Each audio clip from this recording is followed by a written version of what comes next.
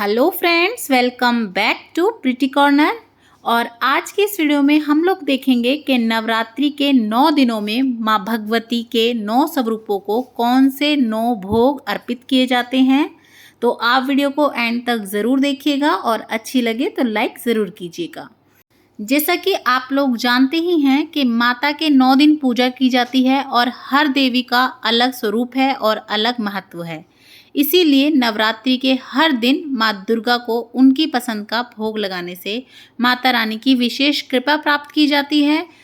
और आपको ये नवरात्रि के 9 दिन में किस किस रंग के कपड़े पहनकर माता रानी का पूजन करना चाहिए उसकी वीडियो भी चैनल पर मैंने डाल रखी है, उसे भी आप ज़रूर देखिएगा।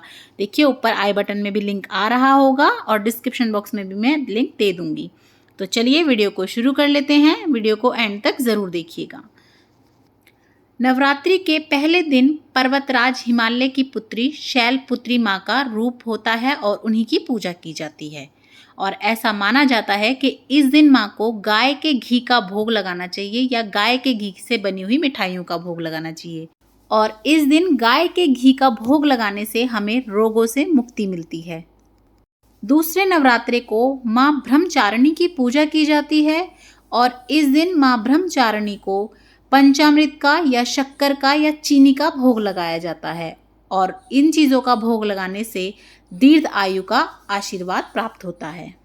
तीसरे नवरात्रे वाले दिन माँ चंद्रघंटा की पूजा की जाती है, आराधना की जाती है। और ऐसा माना जाता है कि इस दिन माता रानी को दूध या दूध से बनी हुई मिठाइयाँ या मावे की मिठाइयों से भोग लगाने से माँ बहुत प्रसन्न होती है और आपके जीवन में कभी भी धन और वैभव की कमी नहीं आती है। नवरात्रि के चौथे दिन पर माँ कूष्मांडा की पूजा आराधना की जाती है और माता रानी को इस दिन मालपुए का भोग अर्पण किया जाता है। साथ ही मालपुए का इस दिन दान करना भी बहुत शुभ बताया जाता है और ऐसा करने से व्यक्ति का मनोबल बढ़ता है। पांचवें नवरात्रे पर माँ स्कंद माता की पूजा की जाती है। इस दिन जगत जननी को केले का भोग लगाना चाहिए और ऐसा कहा जाता है कि केले का भोग इस दिन लगाने से बुद्धि का विकास होता है। छठे नवरात्रे पर माँ कात्यायनी की पूजा की जाती है और इस दिन माता रानी को शहद का या फिर मीठे पान का भोग लगाया जाता है और ऐसा करने से कहा जाता है इंसान का सौंदर्य बढ़ता है और उसकी मान प्रतिष्ठा बढ़ती है। सातवें नवरात्रे वाले दिन माँ कालरात्रि की विशेष पूजा की जाती है, आराधना की जाती है। और इस दिन माँ भवानी को या तो गुड़ का भोग लगाएं या फिर गुड़ से बनी हुई मिठाइयों का भोग आप लगा सकते हैं। इससे शोक से मुक्ति मिलती है।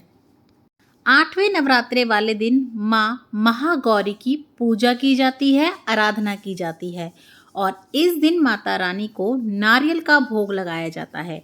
आप सूखा नारियल भी लगा सकते हैं या पानी वाले नारियल का भोग भी लगा सकते हैं। ऐसा करने से मनुष्य की सभी इच्छाएं पूर्ण होती हैं।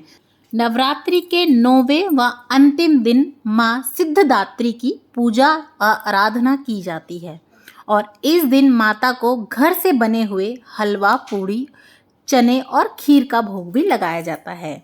ऐसा करने से मनुष्य के जीवन में सदैव सुख और शांति बनी रहती है तथा माता रानी प्रसन्न होती हैं और अपना आशीर्वाद भक्तों को ज़रूर देती हैं।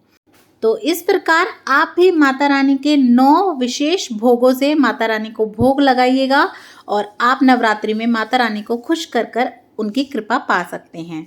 तो इसी प्रकार से आप भी नवरात्रि में भोग लगाइएगा और नवरात्रि से रिलेटेड सारी वीडियोस आपको मेरे चैनल पर मिल जाएंगी। सांझी माई से रिलेटेड भी वीडियोस आपको मिल जाएंगी मेरे चैनल पर, तो उन्हें भी जाके ज़रूर देखिएगा। और अगर आपको वीडियोस पसंद आए, मेरा चैनल अच्छा लगे तो लाइक, शेयर और सब्सक्राइब करना बिल्कुल भी मत भूलिएगा। देखने के लिए बहुत बहुत धन्यवाद। राधे राधे।